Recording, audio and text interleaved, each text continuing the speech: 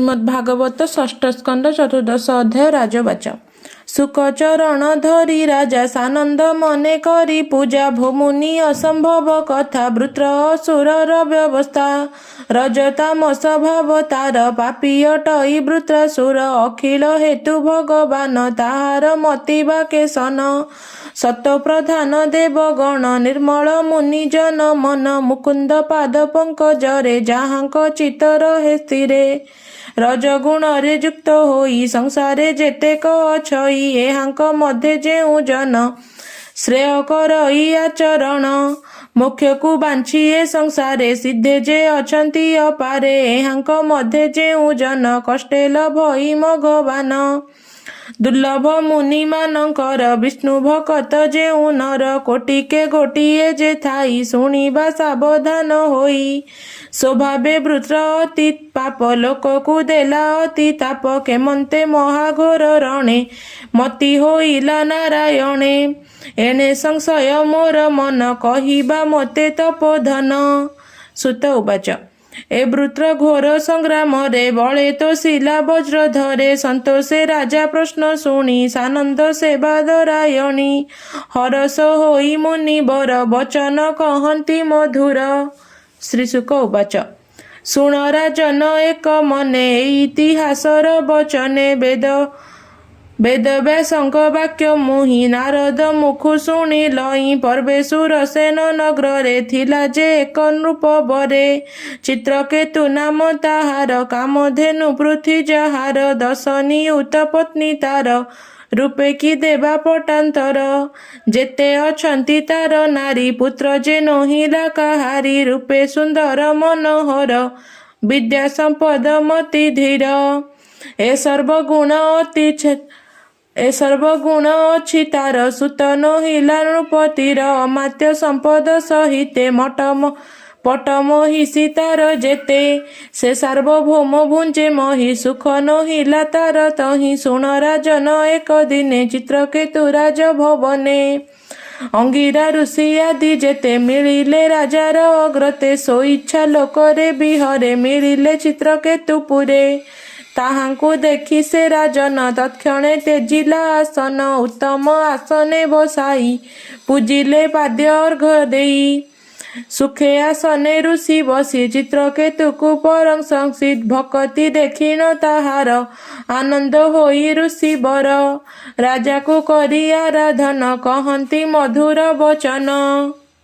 ଅଙ୍ଗିରା ଉବାଚ ଭୋ ନୃପ ଚିତ୍ରକେତୁ ଶୁଣ ତୁମ୍ଭର ପରମ କଲ୍ୟାଣ ତୁମ୍ଭର ମହି ଅଛି ଯେତେ କୁଶଳ ଟିକିଏ ସମସ୍ତେ ପୁରରେ ଜନ ଆଦି ଯେତେ ଅମାତ୍ୟ ଗଣଙ୍କ ସହିତେ ଦାରା ଅପତ୍ୟ ବନ୍ଧୁ ଯେତେ ସମ୍ଭୂତ ରାଜ୍ୟର ସହିତେ ଯାହାର ଆତ୍ମା ରାମ ବଶ ତାହାର ବସେ ଅଶେଷ ଯାହାର ଆତ୍ମା ବଶ ହୋଇ ସର୍ବତ୍ର ପୂଜ୍ୟ ସେ ଅଟଇ ଆତ୍ମ ସମ୍ପଦ ଯେତେ ଅମାତ୍ୟ ପୁରସ୍ତା ସହିତେ ତୁମ୍ଭ ପ୍ରିୟ ନୁହେଁ କେହି ଏମନ୍ତ ପ୍ରାୟ ମୁଁ ମଣଇ ଚିନ୍ତାରେ ମଳିନ ଅଧର ଅଲବ୍ଧ କାମ ନୃପ ବର ହୃଦୟରେ ପୁତ୍ର କାମୀ ହୋଇ ବୀର ସେ ମୁନିଙ୍କୁ କହଇ। ରାଜବାଚ ଭୋ ମୁନି ତୁମ୍ଭ ଅଗୋଚରେ କେ ଅବା ଅଛି ଏ ସଂସାରେ ପ୍ରାଣୀର ଅନ୍ତର ବାହାରେ ଦେଖ ତପସ୍ୟା ପ୍ରଭାବରେ ତୁମ୍ଭର ଆଜ୍ଞା ପରମାଣେ କହିବି ଶୁଣ ସାବଧାନେ ହୃଦୟ ଚିନ୍ତିତ ମୋହର ପ୍ରଶ୍ନ ସେ କଲ ମୁନିବର ମୁନିମାନଙ୍କ ଯେ ଦୁର୍ଲଭ ଏ ଆଦି ଐଶ୍ୱର୍ଯ୍ୟ ସମ୍ପଦ ପୁତ୍ର ବିହୀନେ ମୋର ଦେହି ସୁଖ ନୁହଁଇ ସର୍ବସେହି ପୁତ୍ର ବିହୀନେ ମୋର ଦେହି ସୁଖ ନୁହଁଇ ସର୍ବଦେହି କ୍ଷୁଧା ତୃଷାରେ ଯେହ୍ନେ ଜନ ଦିନକୁ ଦିନ ହନ୍ତି କ୍ଷୀଣ ଭୋ ମହାଭାଗ ମୁନିବର ଯେମନ୍ତେ ତରଇ ସଂସାର ପିତୃଗଣରୁ ମୋତେ ପାର କରିବା ହେଉ ମୁନିବର ପୁତ୍ରରେ କରି ଯେବେ ମୁହିଁ ଦୁସ୍ତର ମାୟାକୁ ତରଇ। ଶ୍ରୀଶୁକ ଉବାଚ ରାଜାର ଶୁଣି ଏ ବଚନ କୃପା କଲେ ବ୍ରହ୍ମାନନ୍ଦନ ଯଜ୍ଞକୁ କରି ମୁନିବର ଆରାଧି ଅଖିଳ ଈଶ୍ୱର ରାଜାର ଜ୍ୟେଷ୍ଠ ଯେଉଁ ନାରୀ କୃତଦ୍ୟୁତି ନାମ ତାହାରି ଚାରୁ ତାହାକୁ ନେଇ ଦେଲେ ରାଜାକୁ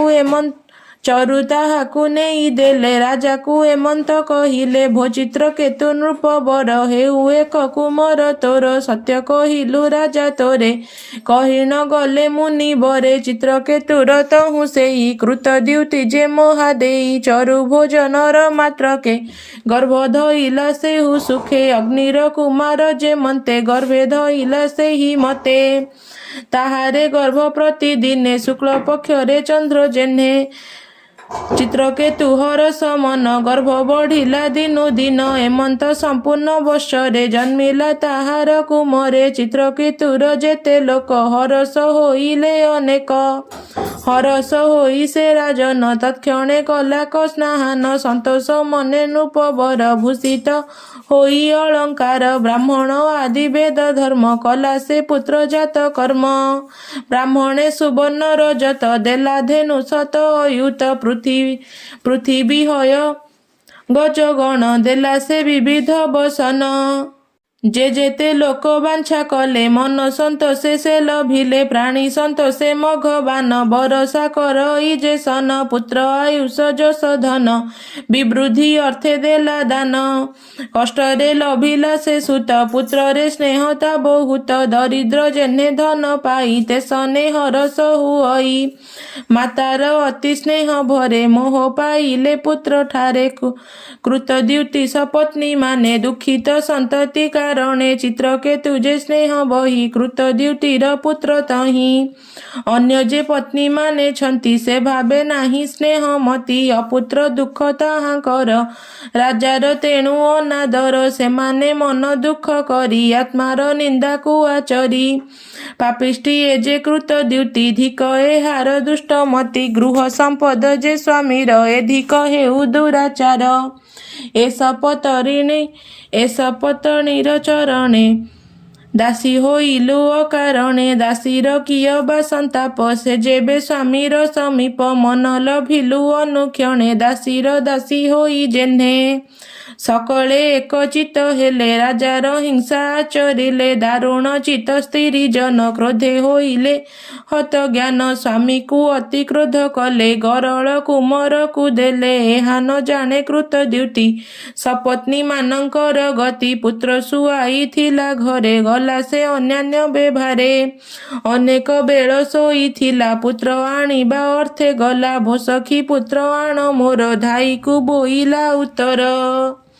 ତାହାର ଆଜ୍ଞା ପାଇ ଧାଇ ବାଳକ ନିକଟେ ମିଳଇ ଦେଖିଲା ପୁତ୍ର ଅଛି ଶୋଇ ନିବୃତ ନେତ୍ର ତାର ହୋଇ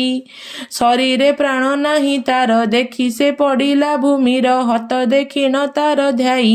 ପଡ଼ିଲା ଅଚେତନ ହୋଇ ବେନିକରରେ ହୃଦ ତାଡ଼ି ଆରତେ ଛାଡ଼ୁ ଅଛି ରଡ଼ି ତା ଦେଖି ପାଟ ମହାଦେଇ ଧାଇଁଲା ଅସମ୍ଭାଳ ହୋଇ ପୁତ୍ରର ନିକଟେ ମିଳିଲା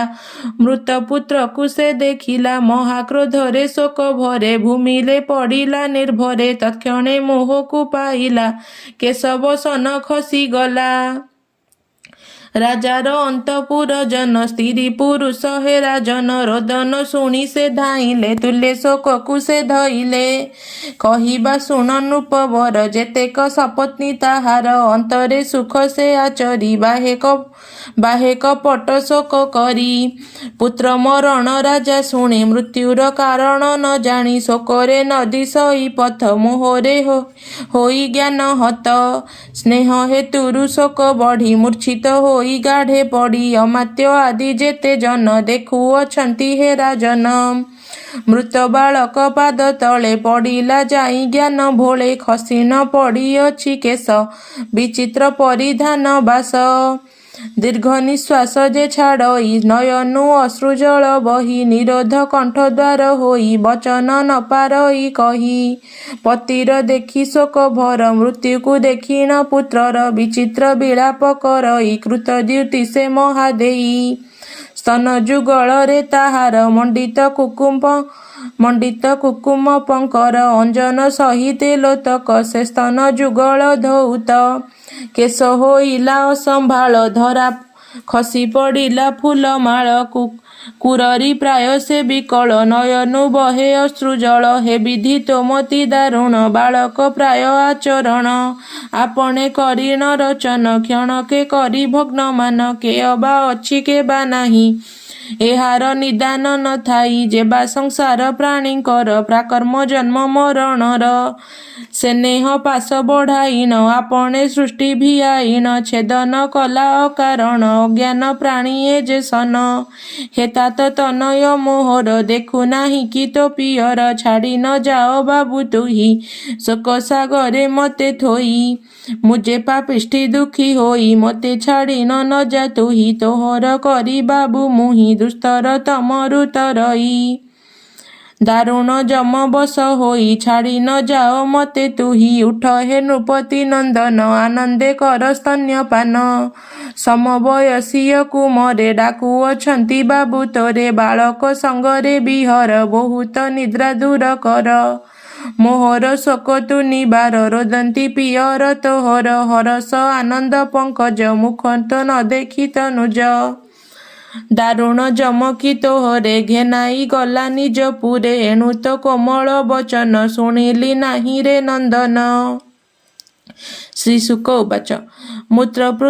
ମୃତପୁତ୍ରଠାରେ ତାହାର ବିଳାପ ଶୁଣି ନୃପବର ଚିତ୍ରକେତୁ ମଗ୍ନ ଶୋକରେ ରୋଦନ କରେ ଉଚ୍ଚ ସ୍ୱରେ ବିଳାପ ପତ୍ନୀର ସହିତେ ନୃପକୁ ଦେଖିଣ ସମସ୍ତେ ଯେତେ ଅମାତ୍ୟ ଆଦି ତାର ରୋଦନ କଲେ ଉଚ୍ଚ ସ୍ୱର ସ୍ତ୍ରୀ ପୁରୁଷ ଯେତେ ଜନ ସକଳ ହେଲେ ଅଚେତନ ଏମନ୍ତେ ଶୁଣ ନୃପବର ସକଳେ ଅତି ଦୁଃଖିତର ଦୁଃଖରା ଜାର ଘେନି ମୁନି ଦୁଃଖରା ଜାର ଦେଖି ମୁନି ଅଙ୍ଗିରା ନାରଦଙ୍କୁ ଘେନି ଶୀଘ୍ରରେ ଘେନି ଋଷି ଗଲେ ରାଜାର ପୁରରେ ମିଳିଲେ ବୋଲଇ ବିପ୍ର ଜଗନ୍ନାଥ ଚିତ୍ରକେତୁ ରାଜା ଚରିତ ଇତି ଶ୍ରୀମଦ୍ଭାଗବତେ ମହାପୁରାଣେ ପାରମହଂସ୍ୟାଂ ସଂହିତାୟାଂ ବୈଶିକ୍ୟାଂ ଷଷ୍ଠ ସ୍କନ୍ଧେ ଚିତ୍ରକେତୁ ରାଜା ଚରିତେ ନାମ ଚତୁର୍ଥ ଅଧ୍ୟାୟः।